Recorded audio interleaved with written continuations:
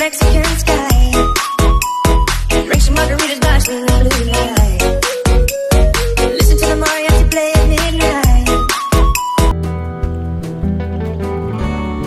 Di SMP kalian mungkin pernah belajar tentang sains. Sains itu dibagi menjadi 3 bagian ya. Ada fisika, kimia, dan biologi. Kemudian kalau fisika itu mempelajari fenomena benda-benda yang berada di sekitar kita. Sedangkan kimia itu adalah interaksi suatu benda dan benda yang lain sehingga menghasilkan suatu komponen lain. Biasa kita sebut sebagai reaksi kimia. Kali ini khusus untuk mata pelajaran saya biologi, saya akan menjelaskan tentang bagaimana tips belajar biologi. Oke, disimak baik-baik ya. Tips yang pertama dalam belajar biologi itu yang pertama adalah jangan peduli detail. Ya, apa yang saya maksud adalah biasanya di biologi itu ada beberapa pokok bahasan yang membahas bagian-bagian yang begitu detail ya, misalnya klasifikasi ya, yang begitu rumit menurut kalian karena banyak nama-nama ilmiah yang rumit. Salah satu triknya adalah jangan melihat seberapa detailnya, tetapi lihatlah gambaran besar itu, karena dari situ nanti kalian akan berpikir secara sederhana yang kemudian akan terarah secara baik. Selanjutnya misalnya pada saat Anda belajar tentang sel, di sel itu kan biasanya di materi kelas 2 itu sel, belajar organel, sifat fisiologi sel, kemudian komunikasi sel. Itu kalau kita runut ternyata itu sesuatu yang sangat rumit dan banyak sekali detail-detail atau bagian-bagian yang bercabang. Ya, untuk itu Anda coba sederhanakan. Anda melihat misalnya sel itu seperti apa. Misalnya ketika Anda belajar tentang konsep sel, bahwa sebenarnya sel itu adalah hanya satu unit fungsional. Disitulah Anda berpikir, oh ternyata sel ini adalah apa yang bekerja di dalam kita ataupun apa yang kita lakukan sebenarnya juga dilaksanakan oleh sel. Itulah yang disebut dengan unit fungsional ya, unit fungsional. Jadi tips yang pertama adalah jangan Anda terlalu fokus terhadap kerumitan atau cabang-cabang yang begitu detail. Lihat saja secara sederhana sebenarnya ini konsep apa ya. Sebenarnya nanti di kelas 1 kita belajar lingkup biologi. Ya, Anda lihat saja sebenarnya apa saja yang cakupan biologi itu. Anda poin-poinkan secara sederhana menurut bahasa Anda sendiri sehingga Anda tidak terkacaukan ataupun tidak merasa pusing terhadap begitu banyak detail itu.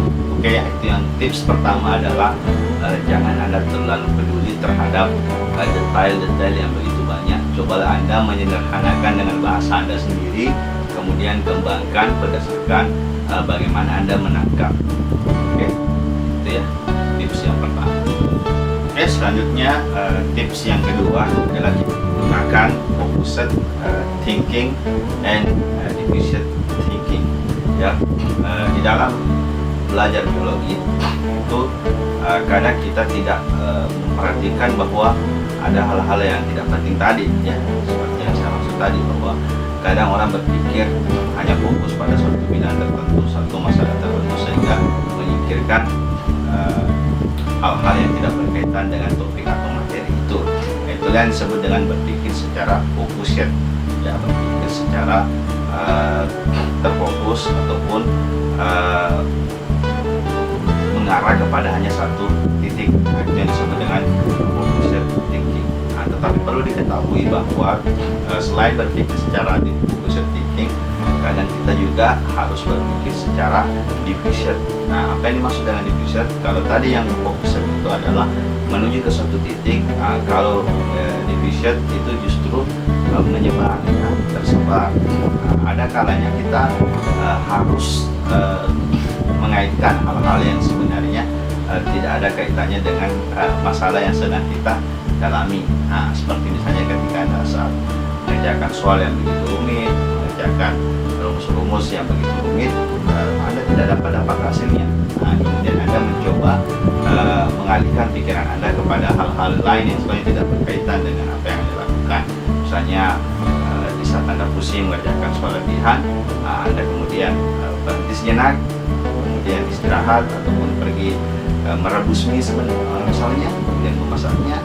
Justru pada saat itu Anda sedang istirahat, misalnya Anda sedang memasak mie atau makan, tiba-tiba muncul ide, muncul penyelesaian dari apa yang Anda fokusi tadi. Nah, itulah yang disebut dengan berpikir secara diffusion. Artinya jangan selalu memforsir tenaga tanpa batas tertentu, hanya dengan melakukan hal-hal yang sama. Artinya otak juga butuh istirahat.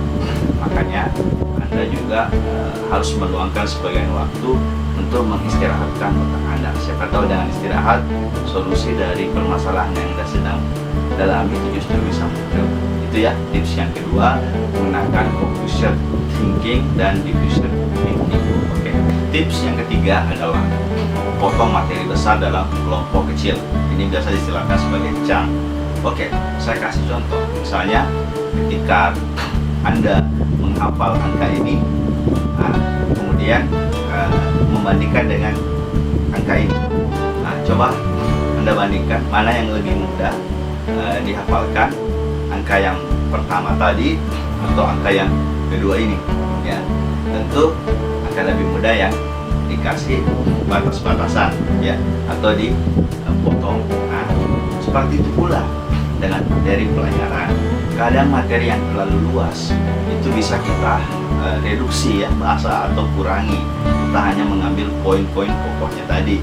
Nah, itu yang saya biasa lakukan dalam proses itu adalah membuat paper konsep. Nah, di biro itu kadang ada materi yang sangat luas. Nah, itu perlu dipetakan jadi suatu bagian-bagian yang umum. Nah, itulah yang disebut dengan memotong bagian menjadi bagian kecil. Oke, ya. Nah, kemudian pada saat Anda ingin berpikir secara luas, potongan-potongan kecil itu kemudian Anda mencoba menjelaskan secara sederhana dengan bahasa Anda sendiri, ya. Jangan pernah mencoba untuk langsung melihat buku dan mencoba salah, tidak apa-apa, ya. Tidak ada masalah, salah tidak apa-apa. Ketika Anda sudah mengkaitkan, Anda kembali melihat, menunjukkan dengan apa yang ada pada konsep yang sebenarnya, sehingga hal tersebut tersimpan di memori Anda dan Anda mempunyai kesiapan. Anda siap untuk belajar hal yang baru. Jadi setiap Anda ingin belajar hal yang baru, bisa Anda gunakan teknik yang disebut dengan pemotongan bagian-bagian menjadi bagian kecil, itu yang disebut dengan chunk. Ya, oke, ya. Jadi teknik yang pertama tadi adalah jangan terlalu fokus pada detail. Kemudian yang kedua adalah Anda gunakan dua sisi berpikir, focus thinking dan diffusion thinking. Dan yang ketiga adalah potong materi menjadi bagian-bagian kecil untuk memudahkan Anda menyimpan memori materi yang baru. Ya, oke, itu 3 tips dari saya. Mudah-mudahan dengan bekal 3 tips ini Anda bisa secara perlahan memahami konsep pembelajaran dalam biologi. Oke, sukses terus untuk semua pelajar Indonesia. Semangat.